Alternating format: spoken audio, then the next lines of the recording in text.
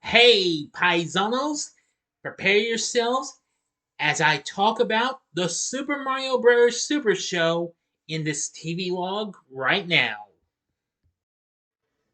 This is a Big D's Entertainment Rankings and Reviews TV log, paisanos. Greetings, my fellow YouTubers. I'm Duel, the Big D to you. This is Big D's Entertainment Rankings and Reviews. So I'm back again with another TV log, and it's on an actual animated series that aired 5 days a week in syndication. Well, as you may know, the Nintendo Entertainment System was really the rage in these days at the time this show came out, and Super Mario Bros. Was one of their most popular titles, even in the arcades.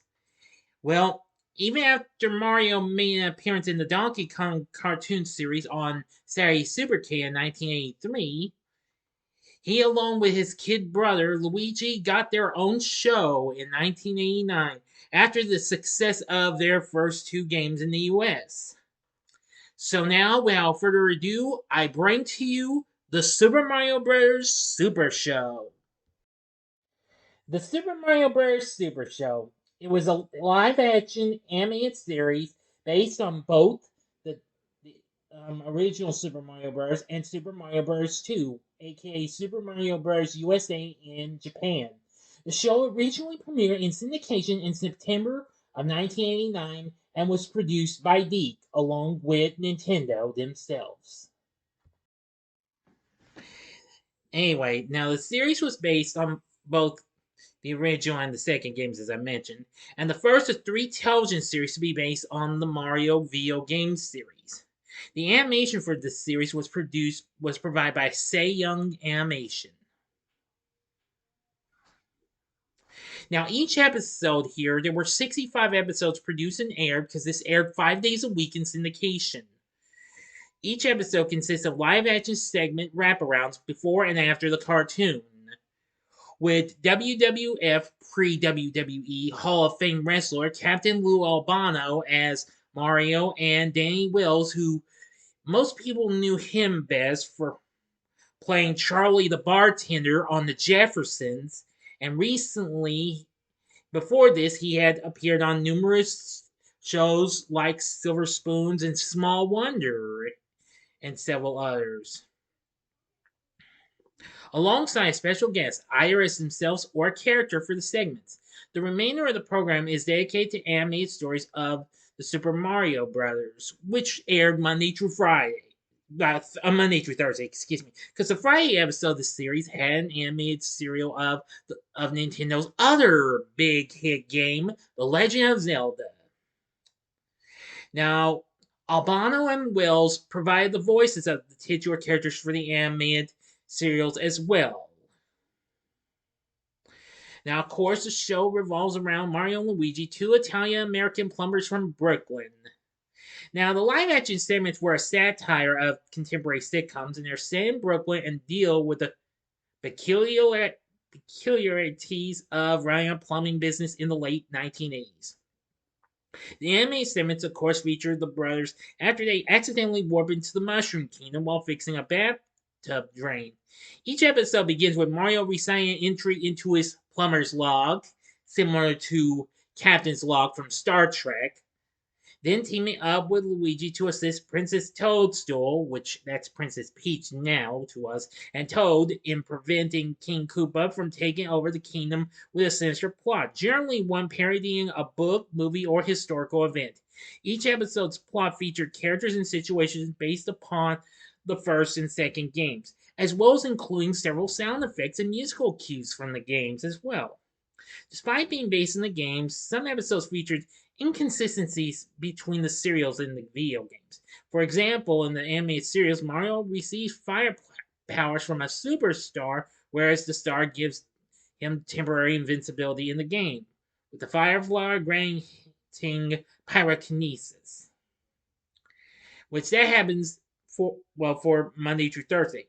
Now, as for the Legend of Zelda segment, we focus on Link and Princess Zelda as they defend the Kingdom of Hyrule from Ganon, who somehow came into possession of the Triforce of Power. Most episodes consist of Ganon or his minions either attempting to capture the Triforce of Wisdom from Zelda, kidnap her, or conquer Hyrule. In some episodes, Link and Zelda are assisted and accompanied by a fairy princess named Sprite, who dislikes Zelda as she considers her to be a competitor for Link's affections. Throughout the series, Link is a mulling, self-centered teenager who repeatedly fails to convince Zelda that he deserves a kiss for his heroic deeds. Well, at least you think that's better than what we got in those crummy games that were released for the rarely remembered Philips CDI video game system. I've seen a look at the image of those games. They're freaking horrible. You know what I'm saying, folks? Although Zella is sometimes a damsel in distress, she is headstrong and self-sufficient, who is Link's equal.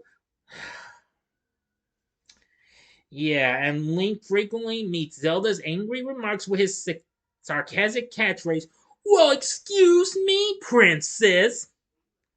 Yeah. Oh boy. It's absolutely really, really funny. Well, anyway, I really liked how this show turned out and what have you. I'd seen most of the episodes, and you can find some episodes of it on YouTube.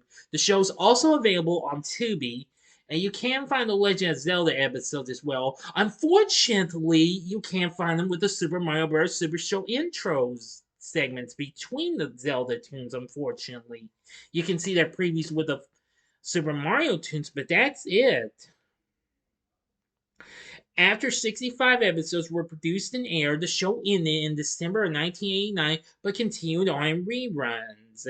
The following year, the first set of reruns was changed and was now Club Mario and was shown in syndication with significant changes in the live action format. While it retained the program's original scheduling arrangement of broadcasts in the animated serials of Super Mario Bros. And The Legend of Zelda, well, the live-action segments of Albano Wells were replaced with a new continuity of 5-minute live-action segments entitled Club Mario, which focused on a new set of characters, Mario-obsessed teenagers Tommy Treehugger and Co-MC, hijacking the Super Show's satellite signal. In reality, tapes of the show were sent to stations well in advance. The two were regularly visited by Tommy's annoying sister Tammy, the aptly named Dr. Noel, Co-MC's evil twin Eric, and a guest star. The segment featured a 1 to 2 minute viewing of Space Scout Theater or Space Out Theater hosted by Princess Centauri, which was sourced and edited from the children's sci-fi television series Photon. In at least one episode, they harassed Andy Hayward in the Deke offices. And of course, Hayward was the CEO of Deke at the time. Later on, and then in 1994, it was put into a second set of reruns called Mario All-Stars and aired on the Family Channel. Inspired by the Super Mario All-Stars title, which was released on Super Nintendo, which was released the previous year, the format of this contained the Super Mario Bros. Super Show animated series along with the short-lived Super Mario World series. Prior to being re-edited for this package, the network aired reruns of the program at slower than normal speed and retained the use of the live-action segments before they were discontinued to make way to the package's layout. It was again shown on the USA Network in 1997 for a half a year, from January to June, before it was replaced with reruns of Sonic the Hedgehog, and the theme song for the Mario All-Star series was the end credits theme to the Super Mario World cartoon that aired in 1991. Although clips from the series before that, Super Mario Bros. Street, were used in promos for the show, none of those were ever featured. Anyway, from what I've seen, I've actually seen the Super Mario Bros. Super Show, and I really liked it. That was actually one of the first shows I got to see when we finally got a Fox affiliate in 1989, when the show came out. Anyway, now for our other voice acting cast, aside from Lou Albano and Danny Wells, we have Gina Elias playing Princess Toadstool, John Stalker voicing Toad, and Harvey Atkin voicing King Koopa. There'll be lots of other characters you'll see from the video games, including Mouser from Super Mario Bros. 2. You'll see Fry Guy as well, and a few others.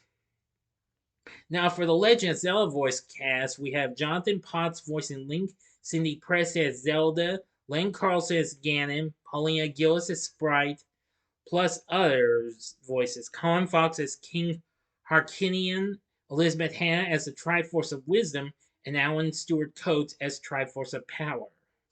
Now, the live action guest stars were numerous ones.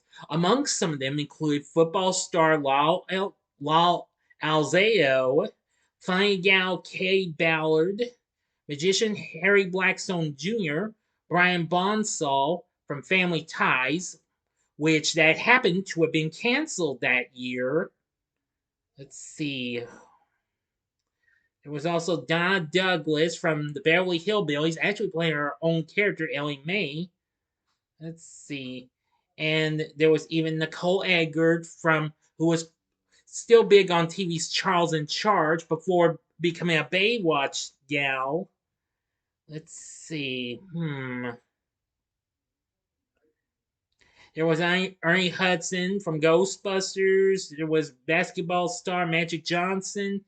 Game show host Jim Lane, you may know him best for hosting the dating game, and even Cyndi Lauper, which everybody knows Lil Albano actually appeared in the music video for a breakout hit "Girls Just Want to Have Fun." Let's see. Oh, there was Vanna White was on there. Gary Owens was on there. The announcer of Rowan Martin's Laughing. He was also a voice actor. There was even lose WWE, WWF. I don't really think he'd be a friend or what have you. Roddy Piper even appeared on there. And then, of course, another professional wrestler, Robert Rudolph Remus, alias Sergeant Slaughter, even appeared on there. And most people also knew the character best from G.I. Joe. Yes. So, anyway, yeah, Super Mario Bros. Super Show, it just had a lot of fun. Right about the time Kids Classics in sponsorship with Nestle Quick, as it was known as back in the day, of course it's known as Nesquik, released episodes of the series on video cassette, which I have a couple of them. They are Butch Mario and the Luigi Kid and Mario Meets Zilla. Each of those actually have two live action segments, but they're together as one story instead of what they were on the original series. Anyway, and then in '91, their parent company, Good Times Entertainment, continued releasing episodes until 1993. And they are known for being the only releases to contain the original song covers, as reruns replaced it with music from the other series, as well as Captain in the Game Master, which debuted the same year the Super Mario Bros. Super Show actually came out. Let's see. There was other titles that came out from Buena Vista when they had Deke. Lionsgate released some, so did Sterling Entertainment. And in 2006, Shout Factory released in 2 volumes, but they were discontinued after Cookie Jar, Deke's current owner, which is now DHX Media, expired. Also, Encircle re-released the sets. It also got shown on Netflix, but it got removed almost a couple of years ago. It can be purchased digitally on Vudu, and again, you can find episodes on YouTube and on Tubi, and you can probably find them on other streaming services and what have you. So overall, I think I would recommend the Super Mario Bros. Super Show. Let me go ahead and give you a look at some of the show. Now here's a look at Mario and Luigi in live action form. Yeah, I think you'd much rather see us than Bob Hoskins and John Leguizamo, who played them in the live action movie which came out 4 years later. Well, actually 3.5 years then. But they were a pretty good team, though. Also, the intro theme to the show is called the Plumber's Rap, which that was pretty cool. It had the actual overworld theme of used the overworld theme from the actual NES game, which was really cool. And then Obama did do the Mario swing at the end credits. And each episode of the live action rounds, they say, "Until next time, everybody, do the Mario." Yeah, you can't go wrong with that. So anyway, I think the Super Mario Bros. Super Show would be a show I would recommend you look into.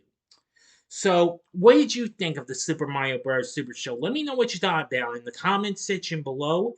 If you like this video, click the like button, subscribe, and be a part of the Big D Nation. And join me next time when I bring to you a review of The Sandlot. Thanks for watching, and if you like this, check out these other videos. In the upper left-hand corner is the Saturday morning TV log on Captain the Game Master. The upper right-hand corner is the Saturday morning TV log on Saturday Supercade. Or just for fun, if you want to check out, go to the bottom left-hand corner and see my review of the Super Mario Bros. Film live-action film from 1993. And the bottom right-hand corner is the button you can click to subscribe. If you like rankings and reviews on movies, TV, music, video games, etc., then I'm your guy. Thank you for watching. Until next time, I'm the Big D saying, see ya. Or should I say, arrivederci. Bye now.